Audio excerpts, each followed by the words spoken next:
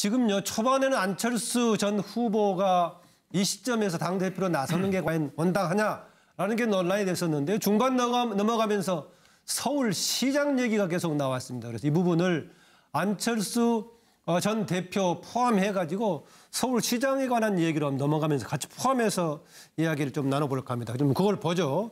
다른 당에서 최근에 와서는 이제 서울시장 관련 얘기가 계속 나오고 있습니다. 아무래도요, 날짜가 이제 문재인 정부가 출범하고 다음 선거라는 것은 사실상 보궐선거든 뭐든 포함해가지고 내년 지방선거가 되기 때문에요. 가장 관심을 가질 수밖에 없을 겁니다. 좀 보죠. 서울시장 후보군 지금 아무래도 집권 여당 쪽에서는 많은 사람들이 거론이 되고 있죠. 박원순 현 시장 거론이 되고 있고 전에 한번 박원순 시장 보궐선거 때요. 2011년 11 보궐선거 때 당 소속 후보에다가 무소속 후보였던 박원순 시장과 경선에서 밀렸던 박영선 의원, 또 우상호 전 원내대표, 민병두 서울시 소속의 의원, 신경민 의원, 임종석 현 청와대 비서실장 등이 하고 있는데 여기 나오지 않는 분들도 자천 타천으로 좀 거론이 되고 있습니다. 지금 자유한국당 쪽에서는 전에 한번 도전했다가 실패했던 나경원 의원. 지난해 대통령 직무 대행을 하면서 지난해뿐만 아니라 올 초에도 했었죠. 하면서 올 초였습니다. 지난해는 대통령이 있었고요. 지난해 12월 9일 날에 지난해 9일 날 국회에서 탄핵이 결정됐기 때문에 그때부터 대응을 했군요. 한교안 전 총리 지금 이런저런 SNS 활동을 하면서 혹시 지금 가능성을 타진하고 있는 거 아니냐라는 얘기입니다.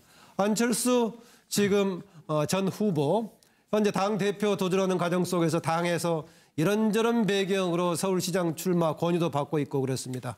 한때 서울시장 재선까지 됐다가 2011년에 무상급식 주민투표를 통해서 파란을 일으키면서 정치적인 좌절을 겪었던 오세훈 전 시장 다시 도전하지 않을까 이런 거론이 되고 있는데 벌써부터 서울시장 후보군 관련 술렁이 되고 있습니다. 물론 서울시장 후보군에는요. 수도권이 같이 맞물려 있기 때문에 경기지사 또의 때에 따라서는 인천시장으로 또 같이 거론되기도 합니다. 관련 얘기 조금 더 있으면은요. 그러면은요. 일단 김원옥 부장 아까 안철수 지금 이제 당의 대표 후보로 나서고 있는데 관련 얘기 같이 이어서 포함해서 서울시장 후보 관련 얘기 해주시죠. 네, 일단은 국민의당 전당대회에서 누가 대표가 되느냐. 예. 이거는 이렇게 풍경화를 그리면 될 것 같아요. 나중에 나중에 청와대에서 문재인 대통령이 야당 대표들하고 청와대 야당 대표들과 회동을 할 때 대선 주자 당시 대선에서 1, 2, 3등 득표를 한 사람들이 다 한 자리에 모일 가능성이 높다. 1, 2, 3등까지? 예. 과거에 1, 2등이 모인 적은 많이 있었죠. 예, 예 그렇죠. 과거에 이제 이번에 1, 3등도 있었습니다. 노태우, YS, DJ 뭐 이렇게. 그렇죠. 예. 예. 아주 뭐 전문가시니까 이번에 같은 홍준표 대표가 2등을 했고 그다음에 이제 3등을 이제 안철수 대표가 21점 몇 % 득표하지 않았습니까? 예. 그리고 안철수 대표가 국민의당의 대표가 될 가능성은 높은데 예. 그게 과연 1차 경선에서 끝나느냐, 결선까지 가느냐, 요것만 이제 좀 남은 것 같아요. 제가 보기에 가능성이 높고요. 그래서 예. 서울시장 선거를 제가 이번에 정리를 하면서 이렇게 보니까 예. 아까 여기 그림에는 이제 후보가 10명 정도가 나왔잖아요. 예. 근데 자천, 타천으로 심지어 차출론으로 거론된 사람까지 다 했더니 예. 20명 가까이 되더라고요. 20명 정도 된다. 네, 그러니까 여당에는 아까 우리가 소개했던 화면 좀 보여주시죠. 여기보다 비중이 있는 사람이 거론이 안 되는 사람도 있습니까? 살짝 거론하면은 예. 일단은 현재는 분위기상 부인하는 경우도 있는데 추미애 대표도 거론되다가 일단 부인을 했습니다. 예. 추미애 대표도 있고요. 예. 이재명 시장도 박원순 시장이 나오면 내가 나서지는 않지만 이렇게 했기 때문에 경기지사로 돌린 게 아니군요. 확실하게. 예, 확실하게 돌린 건 아니기 때문에 이재명 성남시장. 예. 그다음에 조국 민정수석 차출론도 가끔 나와요. 가끔 전에도 나온 적이 있었죠. 예. 예. 그리고 국민의당에서는 김성식 의원이 거론되고요. 예. 그다음에 이제 바른정당에서는 유승민 후보 차출론도 또 있어요. 그다음 김용태 의원도 자천 타천 거론되고요. 그 자천이 좀 있죠. 예. 예, 그다음에 정의당에는 또 심상정 전 후보가 또 거론이 되고 있고요. 그동안은 경기지사에 도전을 했었는데 이번에는 또 서울시장. 그다음에 이제 한국당은 가능성은 굉장히 낮지만 홍준표 대표도 나서야 되는 거 아니냐. 뭐 이런 얘기도 있어요. 그래서 20명 가까이 되는데 대선 주자급을 따졌더니 소위 잠룡을 따졌더니 10명 가까이 되더라고요. 예, 그래서 내년 서울시장 선거는 굉장히 참 차기 전국 주도권을 누가 잡느냐 하는데 굉장히 중요하고 결국엔 별들이 전쟁이 되고 있다. 네. 근데 이번에 이 서울시장 선거가 이야기가 나오면서 안철수 전 대표가 처음에는 출마 명분이 없다 하다가 요거로 화제가 옮겨가면서 예. 안철수 전 대표도 좀 뭔가 충전이 되고 있는 거 아닌가 예. 이런 생각이 듭니다. 우리 제작팀 앞으로는 그 김광덕 부장 했던 거 포함해서요. 20명 가까이 된다니까 확대해서 해주시고요. 정 변호사 얘기 듣고 그다음에 서명진 의원 순서입니다. 이게 서울시장이 사실은 좀 생각을 해보면 굉장히 묘한 점이 있습니다. 묘한 점이 있다. 어떤 점이 있냐면은 서울시장이 기존에는 야당에서 시장을 갖다가 다 했거든요. 예컨대 DJ 때는 MB가 시장을 하셨었고 네. 그다음에 노무현 대통령 때는 오세훈 시장이었습니다. 그리고 지금 박원순 시장은 MB와 그 박근혜 전 대통령 때 그 시장을 갖다가 했으니까 네. 사실 지금 몇 달 전부터 그 문재인 대통령과 박원순 시장 그 몇 달만 최근에 그 몇 달만 서울시장과 그 여당 출신 서울시장이라는 거죠. 내년에 어떻게 될까? 만약에 이 추세가 계속 유지가 된다라고 하면 내년에 뭐 자유한국당이든 아니면 다른 그 야당에서 시장이 될 수 있을까 하는 것을 통계적으로 한번 기대해 볼 만한데 통계적으로요. 네. 저희가 봤을 때는 제 개인적인 의견으로는 황교안 전 총리가 유력하지 않은가 하는 그런 생각이 듭니다. 왜냐하면은 지금 보수 쪽에서는 네. 새로운 인물을 갖다가 찾고 있는데요. 그 기존에 이렇게 쭉 그 이름이 그 거론됐던 분들 중에는 그렇게 신선하다고 할 만한 그런 분들은 없고 더군다나 이제 황교안 총리는 대선 후보로까지 보수 쪽에서 옹위를 갖다가 하려고 했던 그런 점들도 있기 때문에 네. 무게감도 있고 그래서 제 생각에는 황교안 총리가 후보로 나설 가능성이 높지 않을까. 그렇다 황교안 총리. 네. 아까 얘기했다시피 주로 서울시장은 국가적인 차원에서 보면 야당 출신들이 주로 됐다라는 얘기인데요. 또 한편으로 보자면은 한쪽 정당이 여야 간에 2번씩 대기하고 교체하는 경향이 있었습니다. 조순 고건에다가 이명박, 오세훈 3번째 하려다가 투표해서 중간에 그만뒀던 케이스가 있고요. 박원순 시장이 지금 2번 하고 만약 한다면은 누가 되든 간에 3번쯤은 도전하는 차원인데 그런 통계 차원에서 조금 의미가 있어 보이기도 합니다. 차명진 전 의원 어떤 그림 보셨습니까? 지금 현재 거론되고 있는 서울시장 후보들은 우리가 저기 길 가다가 빵집 보면은 저녁 때 되면은 이 재고 처리하잖아요, 그죠? 뭘 말이 너무 셉니다. 이제 그런 경우가 있다 이거죠. 예. 비유하는 거예요. 이게 알았어요. 너무 이렇게 그 비유하는 거를 그렇게 비판하시면 제가 만평을 못 그립니다. 아니 저는 뭐 그대로 얘기한 겁니다. 만평이라는 게 살짝 꼬집는 건데 예. 그걸 갖고 이렇게 꼭 무슨 뭐 시청자 감시단에서 하시듯이 하면은 그럴 수가 없어요. 알았어요. 잘 들어보세요. 지금 현재 지금 우리가 빵가게 보면 이렇게 재고 좀 하루 좀 그날 좀 다 돼가는 거 이게 봉지당 1,000원씩 파는 거 있죠? 이렇게 묶어서 그런 거 봉지당 1,000원이요? 그런 것에 불과하고 제가 볼 때는 이제 다음번에 시장 후보로 나갈 그런 신제품들은 지금 박스에서 대기 중이에요. 그래서 왜 그러냐? 혹시 박스 좀 아세요? 박스 내용은? 조금 이따 설명드릴게요. 네. 지금 문재인 대통령과 전투에서 홍준표, 안철수 등은 제가 볼 때는 기력이 소진할 겁니다. 과거 YS나 DJ처럼 고정적인 자기 지지층이 있어서 기력을 소진 않고 버티기가 어려울 거예요. 그래서 이 두 분들은 그 역할로서 제가 볼 때는 다음번 대권 후보가 되기 어려워요. 그렇기 때문에 사실은 다음번 시장 후보로 거론되기 좀 어렵고 또 하나 왜 다음번 시장 후보를 제가 대권하고 연관시키냐? 이거 잘 들어보세요. 문재인 대통령 임기가 2022년 5월에 끝납니다.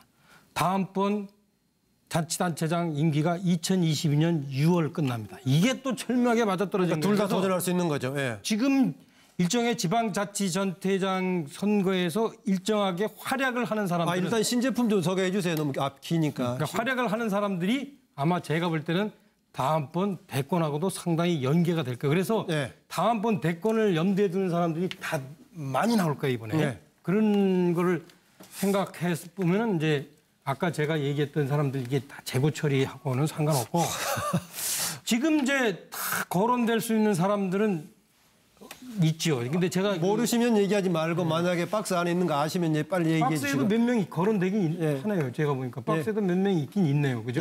있긴 있는데 상당히 재고품들이 많네. 차재원 교수. 저는 사실 뭐 내년 지방선거가 상당히 우리 그 헌정사상 상당히 주목되는 선거가 되지 않을까 하는 생각이 드는데요. 그 네. 이유는 이 지난번 그 대선 과정에서 문재인 대통령이 지방분권에 대한 그 개헌과 관련된 이야기를 했습니다. 네.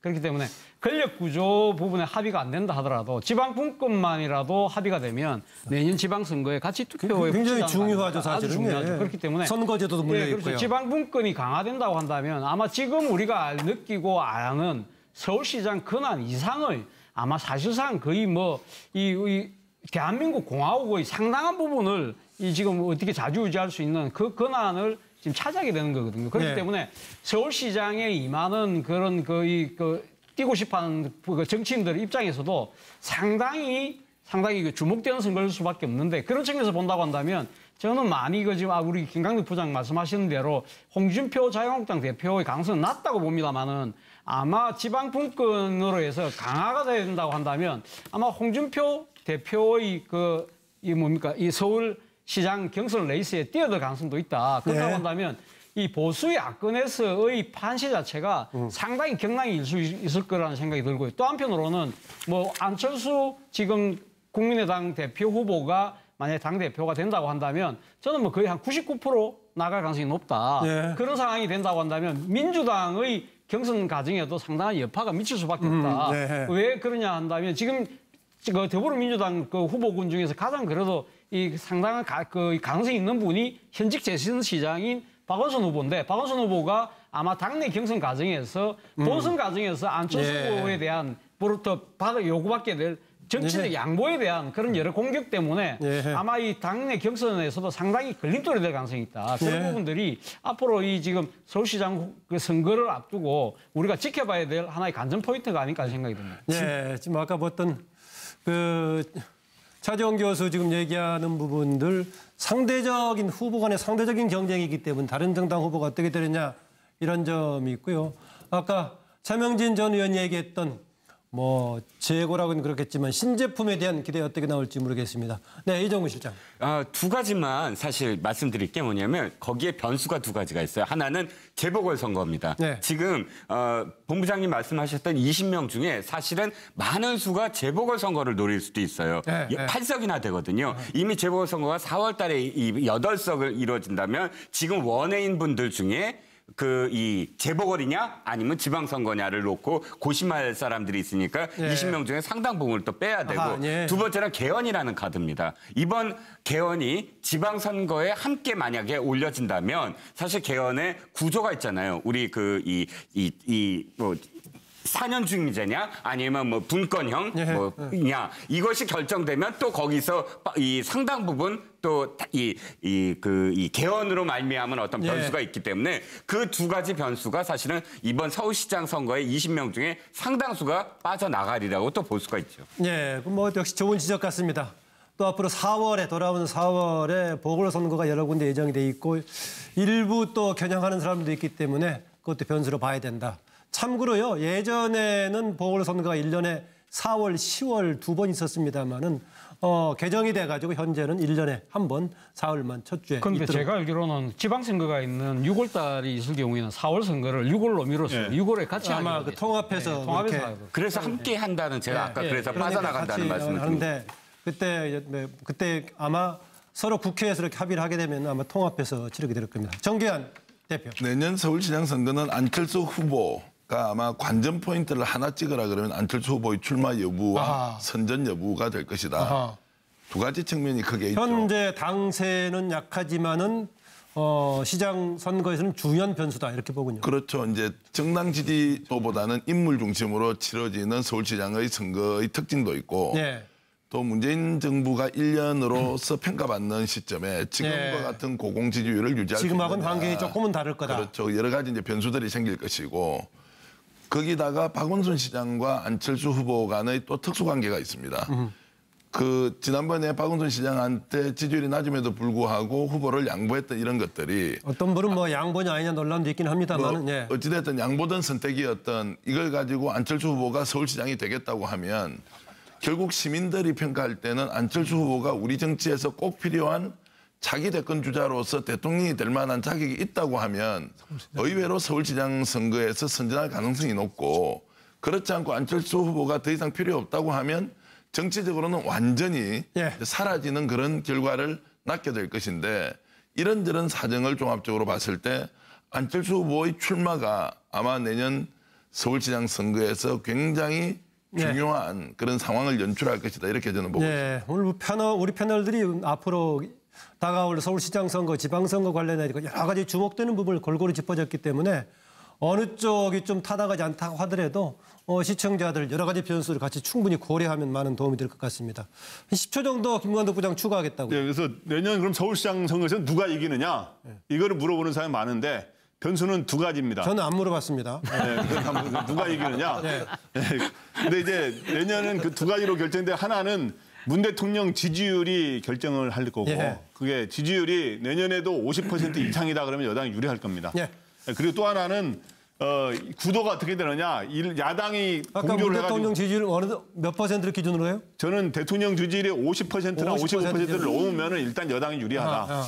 네, 그런데 또 하나는 구도가 어떻게 되느냐, 대결 구도가. 그래서 야당이 일여다야 구도로 치러지면 여당이 유리하고 야당이 공조를 해가지고 예를 들어서 안철수 후보라든가 한 사람을 밀게 되면 야당이 유리할 수가 있다. 근데 이제 집권 보통 1년 차는 집권당이 굉장히 유리하게 됐고 집권 3년 차 이후는 야당이 유리했는데 내년은 2년 차인데다가 2년이 채 안 되는 올해 5월에 치른하지 않았습니까? 그렇기 때문에 내년은 변수가 좀 다양하게 있다 이렇게 보입니다.